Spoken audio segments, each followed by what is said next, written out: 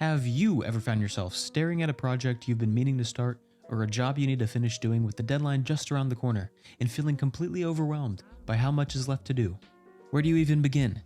Or maybe you started a new project with enthusiasm and excitement only to find it being abandoned weeks later? If this sounds familiar to you, then you are not alone. In this video, I'm going to dive into the most common reasons why finishing a task can be so challenging, and then I'm going to give you a real practical solution to help you finally finish that project and cross it off your list forever. Many of us struggle to finish tasks because of procrastination, and I'm sure you all know what I'm talking about.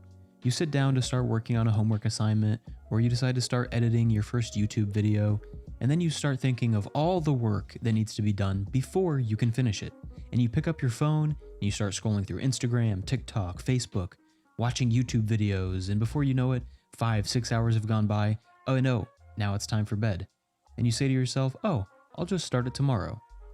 In today's day and age, it's so much more difficult to focus on just one thing, because most of us, at least I did, grew up with smartphones and internet. So whenever we feel bored, we can just instantly pull out our phones and not be bored anymore. And this has conditioned our brains to absolutely despise anything that doesn't give us any dopamine.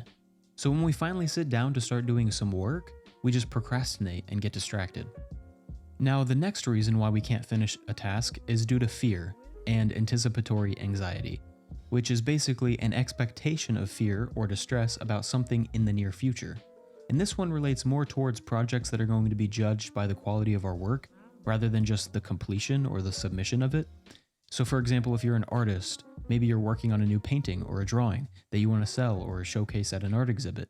So when you sit down to start it, you might be fearful that it's not going to come out how you'd imagined it in your mind, or that nobody else is going to appreciate or like the artwork. You begin to doubt yourself and tell yourself that it has to be absolutely perfect, and maybe you go back to researching other work to get more inspiration, and instead of sitting down and starting the project, you just become paralyzed by fear and tell yourself, oh, I'll just come back to it another time. I'll get started on it tomorrow. But we all know what that means. And the third reason, but definitely not the last, is disorganization. Now you may not realize it, but being in a cluttered work environment leads to a cluttered mind.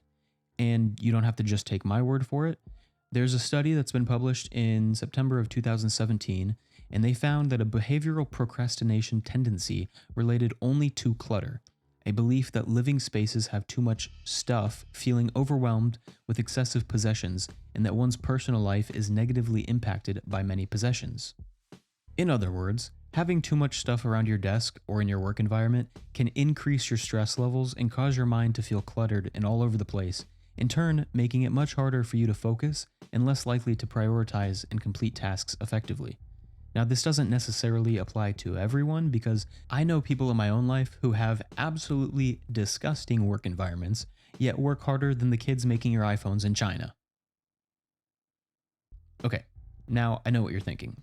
Okay, yeah, great. I procrastinate. So what? What the hell am I supposed to do about it? Well, I have the answer for you right here, but you're probably not going to like it.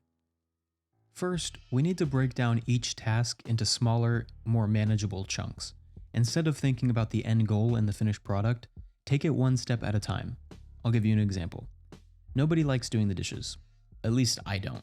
And especially when there's a full sink. That's the worst. But when I force myself to get up and just wash the first dish, maybe it's a spoon or a fork, it becomes much easier to Much easier to wash the next dish and the next one until I've almost finished washing all the dishes, and I think to myself, this wasn't that bad. And when it's all said and done, I feel a lot better inside because I completed a task I didn't feel like doing. Hey, that's pretty good.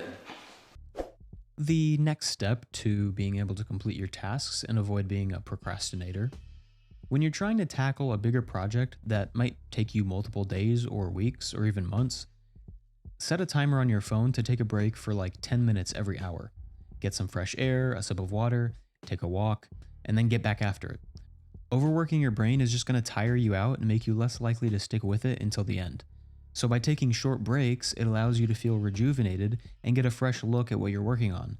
Sometimes when you get writer's block or some sort of creative block, if you take a break and you step away from the project for a little bit, you might be able to come up with something just by going for a walk or going outside and catching some fresh air. So by stepping away, you'll get a fresh look at the project that you're already working on, and you'll be able to come up with fresh ideas and not feel bogged down by sitting there for hours and hours just staring at the project, wondering, what am I going to do? And finally, and this is the most important one of all, just clean your damn room. I mean, seriously, it's disgusting, probably. Clean it up. In conclusion, struggling to finish tasks and projects are something that everyone struggles with, so you're not alone. But by following these steps and doing them consistently until you make it a habit will make completing tasks so much easier.